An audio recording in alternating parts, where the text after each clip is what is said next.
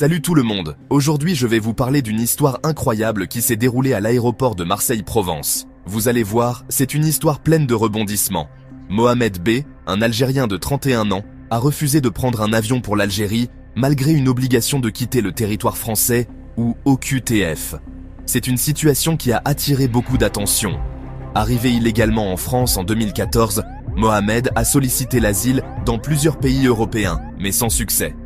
Il a traversé de nombreuses épreuves pour arriver jusqu'ici. Malgré son statut irrégulier, il a réussi à mener une vie bien remplie en France. Il a travaillé dur pour s'intégrer et subvenir à ses besoins. Il travaillait comme auto-entrepreneur, cuisinier et livreur, gagnant parfois jusqu'à 4 000 € par mois. Un revenu qui lui permettait de vivre confortablement. Il vivait avec sa compagne à Marseille où il louait un appartement. Ils avaient reconstruit une vie ensemble, loin de l'instabilité de son pays d'origine. Tout semblait bien se passer jusqu'à ce qu'il soit placé sous OQTF en avril 2022. Suite à une condamnation pour violences aggravées, cette condamnation a tout changé pour lui.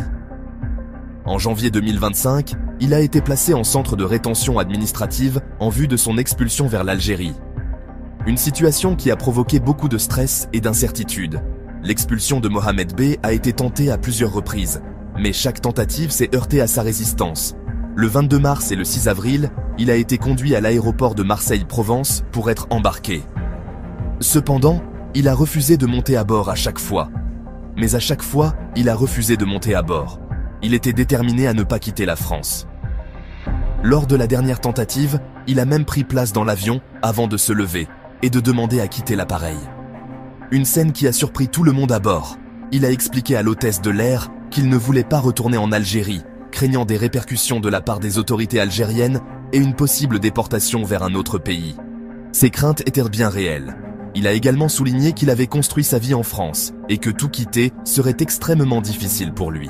Il avait des attaches profondes ici. Face à ce refus, le tribunal a finalement prononcé une peine de 8 mois de prison ferme et une interdiction du territoire français pour 3 ans. Une décision qui a eu de lourdes conséquences pour Mohamed.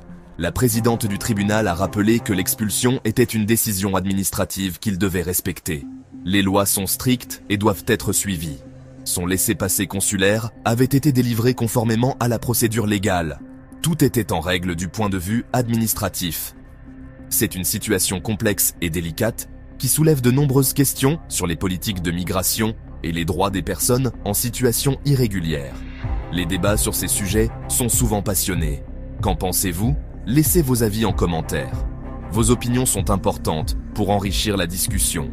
C'était Non. À bientôt pour une nouvelle vidéo d'actualité.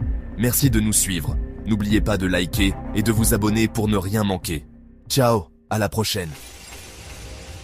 Merci de bien vouloir activer la cloche et de cliquer sur j'aime.